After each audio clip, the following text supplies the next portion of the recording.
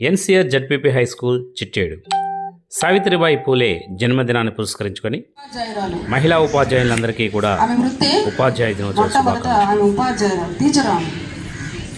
ఆమె 1831 నుంచి 1897 ఆమె జీవించిన కాలం, ఆమె యొక్క పీరియడ్. ఆమె మహిళలు కూడా చదువుకోవాలి, బాలికా విద్యను ఆమె ఎంతగానో ప్రోత్సహించింది. మరి ఆమె భర్త ఎవరు?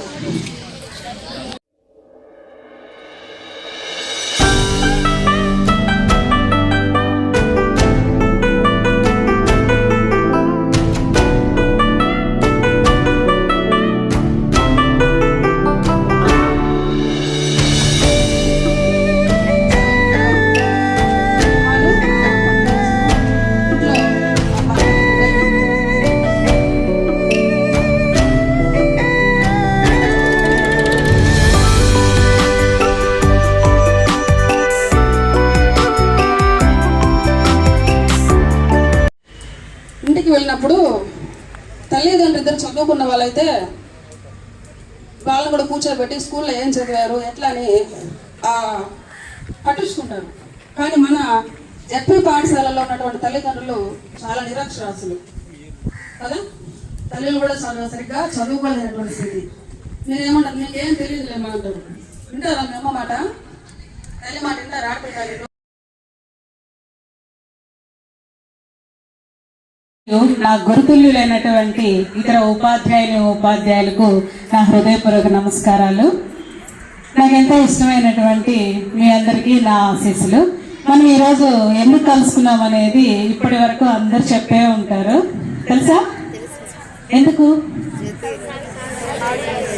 అదే నాకు చిన్న డౌట్ వస్తుంది ఎప్పుడు. సావిత్రిబాయి పూలే గారు కేవలం ఉపాధ్యాయురాలే ఎందుకు అవ్వాలనుకున్నారు?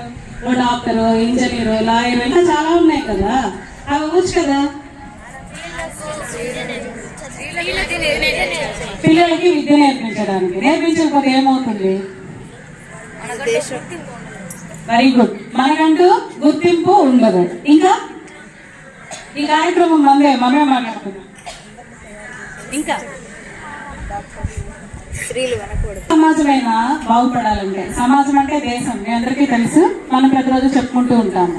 1 ఇల్లు, 2 బడి, 3 గుడి.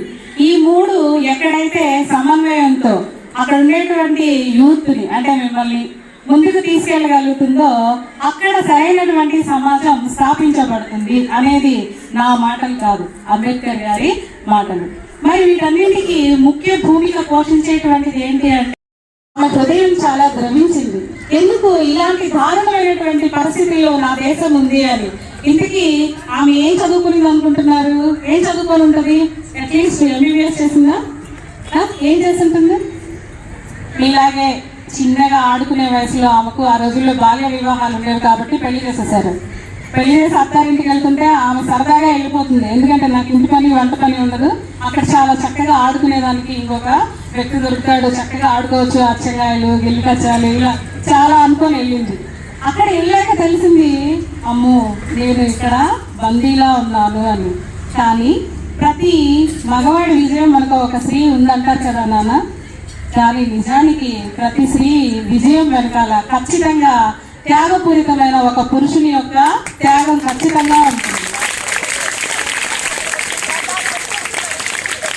నేను ఎందుకు ఈ మాటలన్నీ చెప్తున్నానంటే, మన హిందూ దేశం అర్ధనారీశ్వర స్వభావం కలిగినటువంటిది.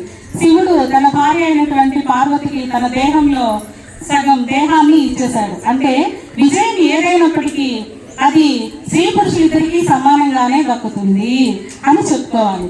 కానీ ఎందుకో ఈ రోజుల్లో స్త్రీలు ఇంకా వివక్షకి గురవుతూనే ఉన్నారు. అప్పుడెప్పటి నుంచో మొదలైంది, ఇప్పటికి కూడా గురవుతూనే ఉన్నారు. ఎందుకు అనంటే మన ఆచార వ్యవహారాలు పాటించకపోవడం కావచ్చు, నైతిక విలువల్లో ఎక్కడో లోపం జరిగి ఉండొచ్చు.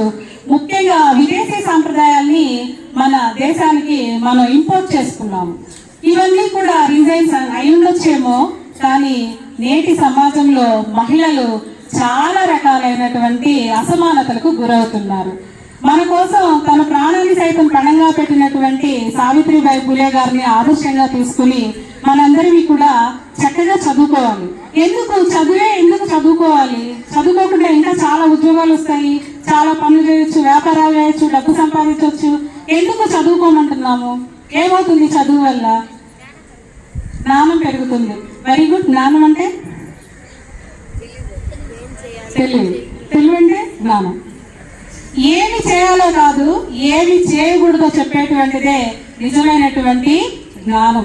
అందుకే సావిత్రిబాయి పూలే గారు ఉపాధ్యాయురాలు ఎందుకు అవ్వాలనుకున్నారు అంటే, దేశం యొక్క భవిష్యత్తు ఈ 4 గోడల మధ్య ఉంది అనేటువంటి గాంధీ గారి వాదనని ఆమె ఆ రోజే నమ్మారు. అప్పటికి గాంధీ గారు లేరు, కానీ ఆమె దాన్ని బలంగా నమ్మి, నేను ఇక్కడ ఉన్నటువంటి ఈ వ్యక్తుల్ని కానీ నేను ఎడ్యుకేట్ చేయగలిగితే, వీళ్ళని విద్యాపరంగా ముందుకు తీసుకెళ్ళగలిగితే వీళ్ళ యొక్క హక్కులు తెలుస్తాయి, బాధ్యతలు తెలుస్తాయి, అసలు వీళ్ళు ఎలా బ్రతకాలో తెలుస్తుంది. కాబట్టి సమాజం అనేటువంటిది రాబోయేటువంటి ఈ పౌరుల మీదే కదా ఆధారపడి ఉంటుంది. అలాంటి వారిని నేను ఖచ్చితంగా కూడా అక్షరాస్యులుగా చేయాలి, చదువుకున్న వారిగా కాదు, అక్షరాస్యులుగా చేయాలి అని అనుకున్నదన్నమాట. అందుకే ఆమె ఉపాధ్యాయ వృత్తిని ఎన్నుకున్నారు. ఆ ఉపాధ్యాయ వృత్తిలో ఆమెకు ఎన్ని అవమానాలు జరిగాయో కనీసం మన ఊహకు కూడా అందదు. ఆమె వెళ్ళేటువంటి దారిలో పేడ నీళ్ళు చల్లేటువంటి వాళ్ళు, ఆమె మీద ఉమ్ము ఊసేవాళ్ళు, ఆమెను అనరాని మాటలతో ఎంతో విసిగించారు, వేధించారు. అలా అయినా సరే ఆమె ఆ పనిని మానేస్తుంది అని. కానీ వీటన్నింటికీ ఓర్చుకుని ఆమె ఈ రోజు మన దేశం గర్వించదగినటువంటి ఓ గొప్ప ఉపాధ్యాయురాలు అయింది. కాబట్టి ఆమె జీవితాన్ని మనం చూసినప్పుడు మనం ఏం నేర్చుకోవాలి అంటే, ప్రతి వ్యక్తిలోనూ సహనం ఉండాలి, ఖచ్చితమైనటువంటి లక్ష్యం ఉండాలి. లక్ష్యాన్ని మనం ఛేదించడానికి ఎన్నో మలుపులు మన జీవితం తిరుగుతుంది. ప్రతి మలుపులో పూలే ఉంటాయి అని అనుకోకూడదు, ముళ్ళు కూడా ఉంటాయి. కాబట్టి పూలు ముళ్ళు కలిసినటువంటి ఆ మలుపుల్ని మనం చాకచక్యంగా ఆలోచన శక్తితో ముందుకు వెళ్ళినప్పుడు మనం ఊహించినటువంటి గొప్ప గమ్యం మనం చేరుకోగలుగుతాము. అంతేనా? ఓకే. ఇప్పుడు మీరు ఎలా ఉండాలి అన్నాన్ని మీ మీద మేము ఎందుకు ఇంత నమ్మకాన్ని పెట్టుకున్నాము, కేవలం కుర్రాళ్ళ మీదే ఎందుకు మేము పెట్టుకున్నాము అనడానికి నా దగ్గర ఒక రీజన్ ఉంది నాన్న. పాటతో చెప్పనా? పాటతో అనుకున్నారా ఇలాగే అంటారని?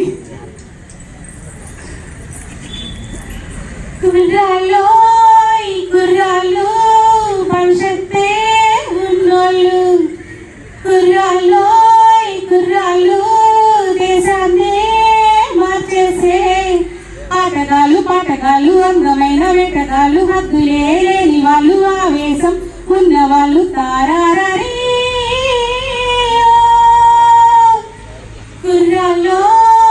కుర్రాళ్ళు భవిష్యత్తే ఉన్నోళ్ళు, దేశాన్ని మార్చేసే మ్యాజిక్కే ఉన్నోళ్ళు. గతములకు చేరి మీరు, చరితను రాసేది మీరు, కథలై నిలిచేది మీరు, కళలకు పందిళ్ళు మీరు, మీరేనో నేటి మొనగాళ్ళు. చిలిమికెప్పుడు చిలికాళ్ళు, చిరుపుకెప్పుడు పగవాళ్ళు, వీరి వయసు 100 ఏళ్ళు, 100 ఏళ్లకు కుర్రాళ్ళు. పాటగాళ్ళు హద్దులే లేని వాళ్ళు, ఆవేశం ఉన్నవాళ్ళు, తారారీ. ఇంతకీ మీరేం చేయాలి?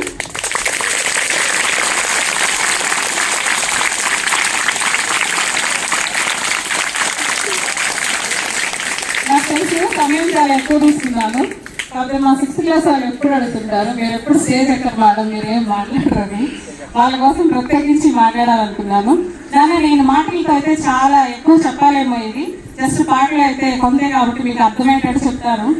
గతంలో ఏవైనా మనకు లోపాలు ఉంటాయి, ఏవైనా అసమానతలు ఉంటాయి, దాన్ని తగ్గించేటువంటి శక్తి మీకు మాత్రమే ఉంది. ఎందుకంటే మీలో నుంచి కొందరు డాక్టర్లు, లాయర్లు, ఇంజనీర్లు, ఎమ్మెల్యేలు, ఎంపీలు, దొంగలు ఎవరైనా అవ్వచ్చు కదా. అలాగే చరిత్ర సృష్టించాలంటే అది మీ వల్లే సాధ్యమవుతుంది నాన్న. గొప్ప చరిత్రను మీరే సృష్టించగలుగుతారు, అవునా? అలాగే మంచికి ఎప్పుడు కూడా మీరు చెలికాళ్ళ పక్కన ఉండాలి, చెరుపుకి ఎప్పుడు కూడా పగవాళ్ళగా ఎప్పుడు కూడా చెడ్డ పనులు చేయకూడదు. సో ఇవన్నీ కూడా మీరు గుర్తుపెట్టుకొని చాలా చిన్నటువంటి లక్ష్యాలతో ముందుకు వెళ్తూ మీ గమ్యాన్ని చేరుకోవాలని, మీ అందరికీ మంచి భవిష్యత్తు ఉండాలని ఈ సందర్భంగా నేను ఆశీర్వదిస్తున్నాను. ఈ అవకాశాన్ని ఇచ్చినటువంటి ప్రధానోపాధ్యాయుల గారికి నా కృతజ్ఞతలు. సావిత్రిబాయి పూలే గారి గురించి ఒక 2 నిమిషాలు నేను మాట్లాడదలుచుకున్నాను. ఎందుకంటే నేను ఇద్దరినే ఈ లోకంలో పూజిస్తాను. ఒకటి అంబేద్కర్, 2 సావిత్రిబాయి పూలే. వీళ్ళిద్దరికి దండం పెట్టుకొని వస్తాను నేను ఒకరిని నిద్ర లేస్తే. కాబట్టి నేను తన గురించి అయితే మాట్లాడాలి. సావిత్రిబాయి పూలే గారు మహారాష్ట్రలోని సతారా జిల్లాలో నయాగావ్ అనే గ్రామంలో కేఎన్ పాటిల్, లక్ష్మీబాయి అనే పుణ్య దంపతులకు జన్మించినవారు. సావిత్రిబాయి పూలే మన ఉమ్మడి ఆంధ్రప్రదేశ్ ఆదిలాబాద్కి దగ్గరగా ఉన్న ఫ్యామిలీ. మన తెలుగు ఆంధ్రప్రదేశ్లో ఉన్నటువంటి వాళ్ళ మేనమావులు మేనత్తలు మన తెలుగు వారు మాత్రం మహారాష్ట్రీయులు. అయితే 1831 జనవరి 3వ తారీఖున 1831 జనవరి 3వ తారీఖున జన్మించారు సావిత్రిబాయి పూలే. 9 ఏళ్ల వయసులో, అంటే 1840వ సంవత్సరంలో మహాత్మా జ్యోతిబా పూలేని వివాహం చేసుకున్నారు. అంటే తనకి 9 ఏళ్ళు, తన భర్తగారైనటువంటి మహాత్మా జ్యోతిబా పూలేకి 12 ఏళ్ళు వయసులో అతన్ని పెళ్లి చేసుకున్నారు. జ్యోతిబా పూలే కుటుంబం ఆర్థికంగా స్థితిమంతమైన కుటుంబం. సావిత్రిబాయి పూలే కుటుంబం కొద్దిగా మధ్యతరగతి కుటుంబం. అయితే వాళ్ళు పెళ్ళైన కొత్తల్లో బాగా విద్య అభ్యసించిన వ్యక్తి జ్యోతిబా పూలే, ఓనామాలు రాని వ్యక్తి సావిత్రిబాయి పూలే.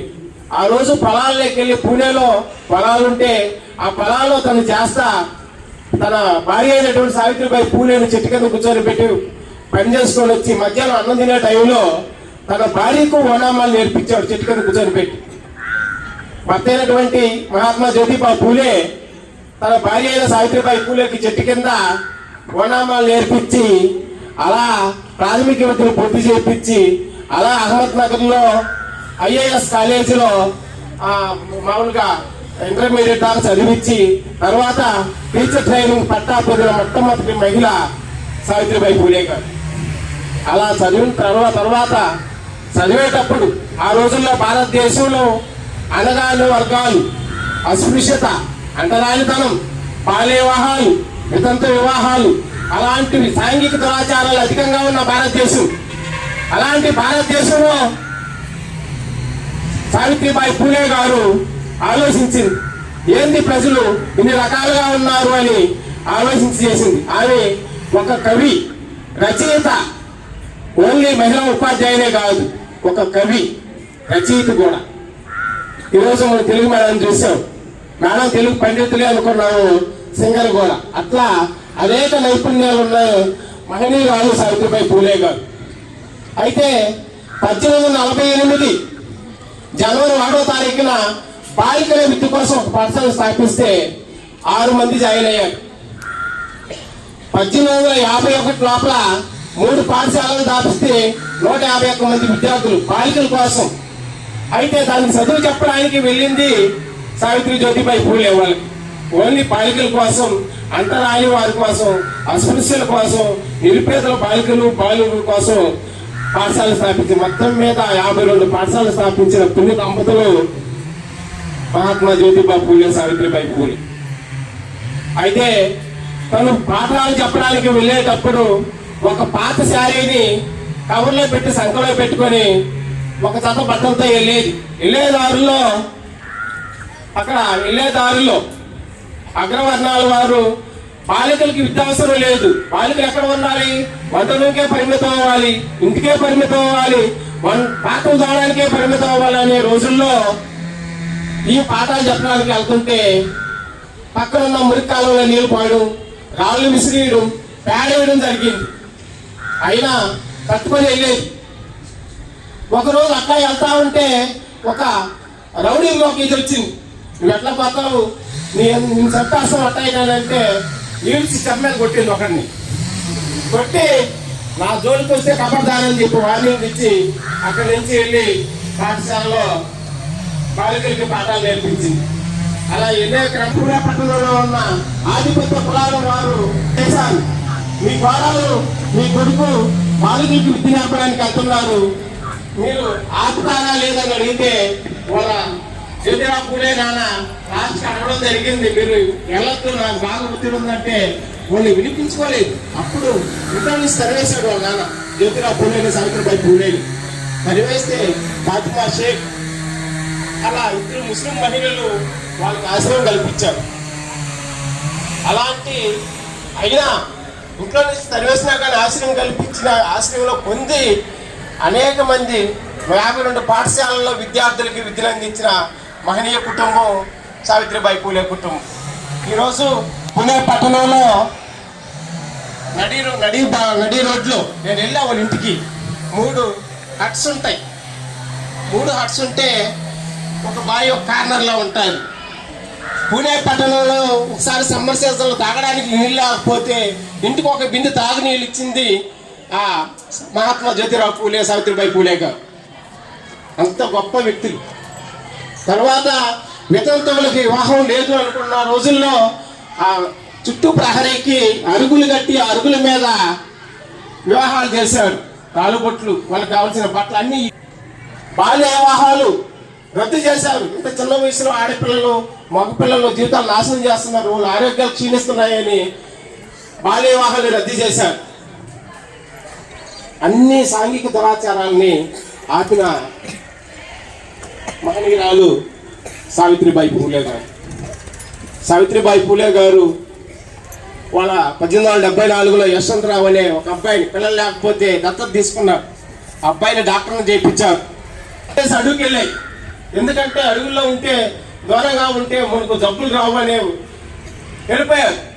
ఆ రోజు తన కుమారుడు యశ్వంతరావు డాక్టర్ గారు అయితే అనేక మంది పేద పిల్లలకి బాలికలకి ఎవరైతే ఆ ప్లేగ్ వ్యాధి చూకుండాదో వాళ్ళని చంకనేసుకునే మహాతల్లి ఆ బిడ్డలకి చూపించి తన కుమారుడి చేత చూపించింది. అలా చూపించే క్రమంలో తనే ఆ ప్లేగ్ వ్యాధి సోకి 1897 మార్చి 10న పరమపదించారు. ఏ తల్లి అయినా ఏ తండ్రి అయినా తన బిడ్డ ఏదో వ్యాధి వస్తుందేమో మన బిడ్డని జాగ్రత్త పెట్టుకుందాము అని అనుకునే క్రమం ఎవరైనా స్వార్థంగా ఆలోచిస్తాం. కానీ ఆ మహనీయురాలు తన బిడ్డని సమాజం కోసం వదిలేసింది. పోయినా పర్వాలేదు, నా బిడ్డ డాక్టర్ కాబట్టి మిగిలిన బిడ్డల్ని బాగా చేయాలి, దానికి నా వంతు సహాయం చేస్తాను, నేను సంకనేసుకొని బిడ్డల కాడ తీసుకొని పోతాను అని చెప్పి తీసుకొని పోయి అదే ప్లేగ్ వ్యాధితో 1897 మార్చి 10న తుది శ్వాస ఇవ్వటం.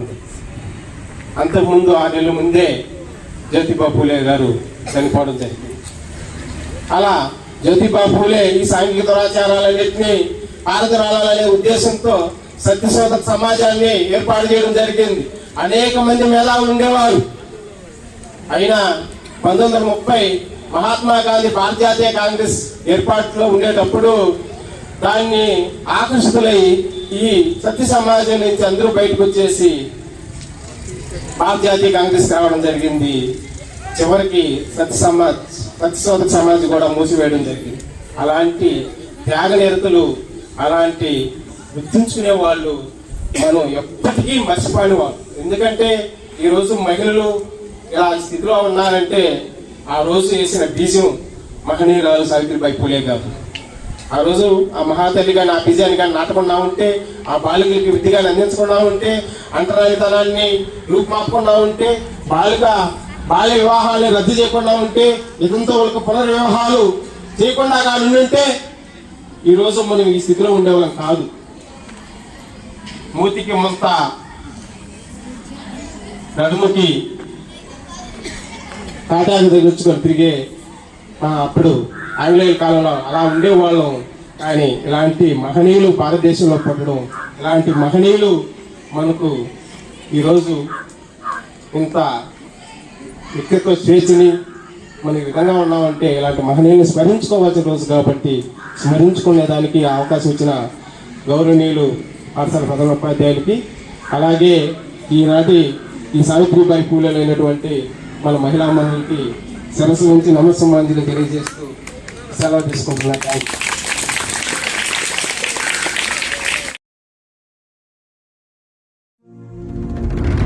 అనగారిన జీవితాల్లో అక్షరదారి పొద్దై పొడిసెను చదువుల జెండగా మారి ఈ దేశపు మొదటి పంతులమ్మగా చేరి మన జీవితాల్లో నింపిందో వెలుగుల దారి.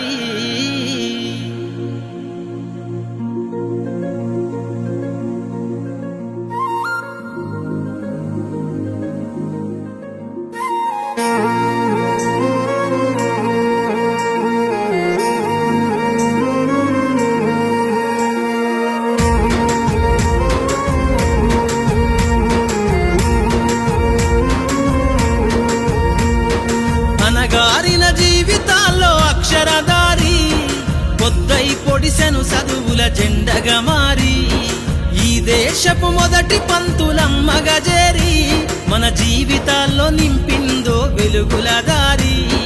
మరువద్దుర సమాజమా మహనీయులను, మరువద్దుర సమాజమా మహనీయులను, పూలే సావిత్రిబాయి త్యాగాలను. అనగారిన జీవితాల్లో అక్షరదారి పొద్దై పొడిసెను చదువుల జెండగా మారి ఈ దేశపు మొదటి పంతులమ్మగా చేరి మన జీవితాల్లో నింపిందో వెలుగుల దారి.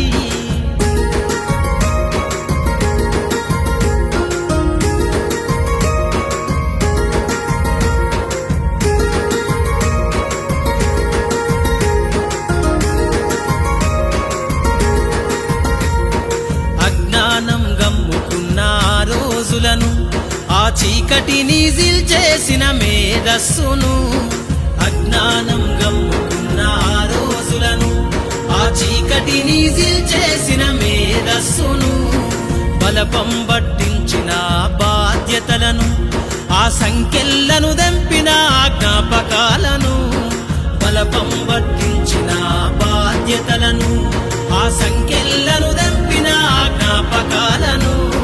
మరువద్దుర సమాజమా మహనీయులను, మరువద్దుర సమాజమా మహనీయులను, వాటినందుకోని శాసించిన గగనతలమును. అనగారిన జీవితాల్లో అక్షరదారి పొద్దై పొడిసెను చదువుల జెండగా మారి ఈ దేశపు మొదటి పంతులమ్మగా చేరి మన జీవితాల్లో నింపిందో వెలుగుల దారి.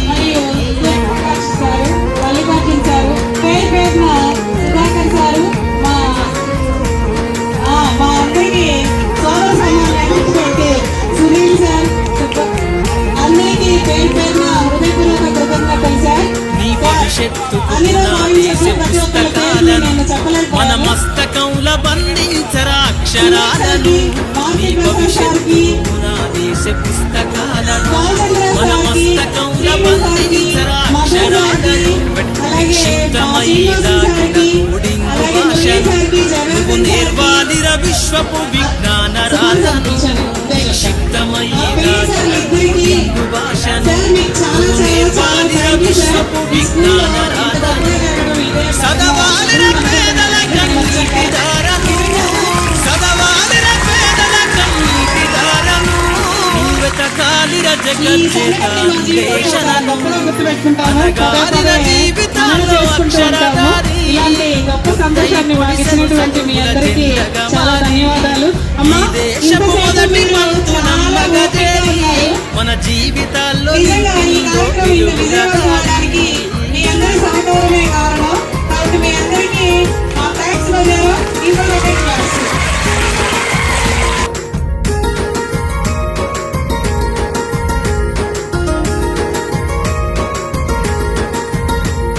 శ్వాస శ్వాసగా మార్చాలిర చదువమ్మ దారనందనంత ఎత్తుకు ఎక్కించరా మన జీవితాలను శ్వాసగా మార్చాలిర చదువమ్మ దారనందనంత ఎత్తుకు ఎక్కించరా మన జీవితాలను చరితను సృష్టించే నింగి నేల క్షణమును పొద్దై పొడవాలి అంతరిక్ష పడుగును చరితను సృష్టించే నింగి నేల క్షణమును పొద్దై పొడవాలి అంతరిక్ష పడుగును సాధించర కలలుగానే రాజ్యంబును సాధించర కలలుగానే రాజ్యంబును ఎగరయ్యాలిర నీ బ్రతుకులో గెలుపు జెండను అనగారిన జీవితాల్లో అక్షరదారి పొద్దై పొడిసెను చదువుల జెండగా మారి ఈ దేశపు మొదటి పంతులమ్మగా చేరి మన జీవితాల్లో నింపిందో వెలుగుల దారి మన జీవితాల్లో నింపిందో వెలుగుల దారి మన జీవితాల్లో నింపిందో వెలుగుల దారి